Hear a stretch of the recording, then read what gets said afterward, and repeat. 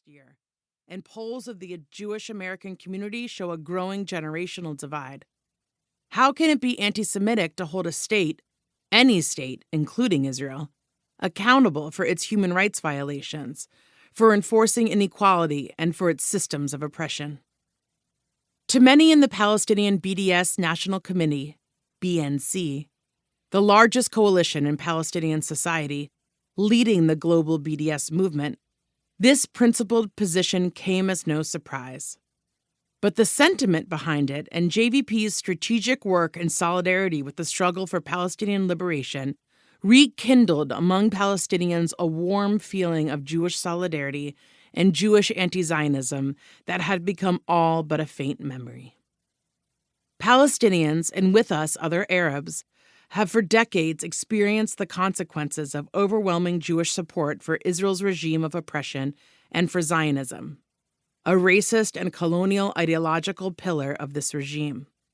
The social justice tradition in Judaism, Jewish opposition to Zionism until World War II, and to racist and oppressive systems worldwide, and Jewish support for Palestinian rights have not been present in Arab thinking and Arab reality, especially in Palestine, for a very long time. JVP has demonstrated resolute condemnation of Zionism and principled solidarity with the Palestinian struggle for liberation, including through its especially effective role in the BDS movement in the United States. It has, more than any other Jewish group in contemporary history, shone a bright light on and effectively revived these emancipatory aspects of Jewish tradition. In the 10-year period that this precious book by Rebecca Vilkomerson and Alissa Wise covers, and ever since.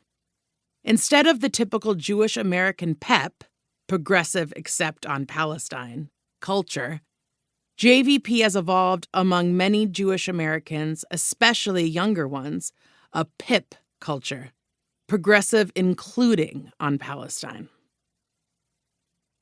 This gem of a book was written months before the October 2023 escalation of Israel's ongoing genocide against 2.3 million Palestinians in the occupied and besieged Gaza Strip.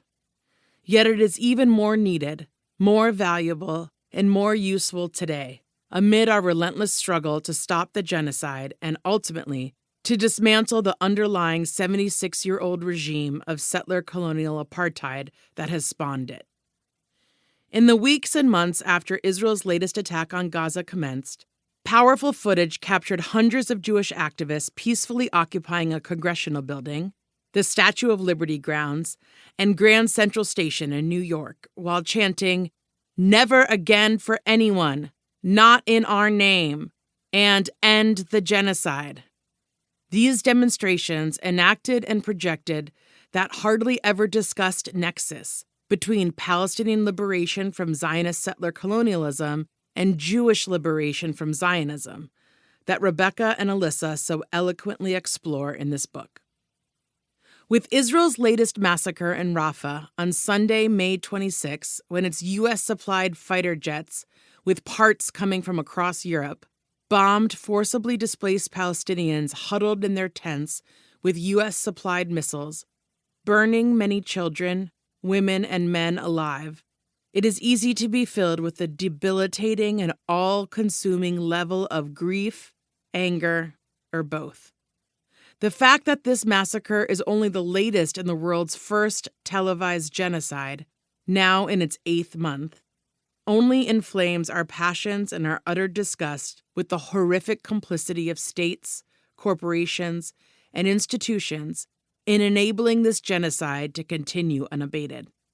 There are no more words, really, to describe the horrors that the international legal system, dominated by the colonial West, has allowed to continue against the Palestinian people for decades. International law and ethical principles are necessary but woefully insufficient conditions for justice and emancipation from colonial subjugation, as Palestinians have known for decades. Only more people power, grassroots power, can lead to wider boycotts, divestment, and lawful sanctions to force the genocidal U.S.-Israeli axis to stop. Winning these measures requires many factors.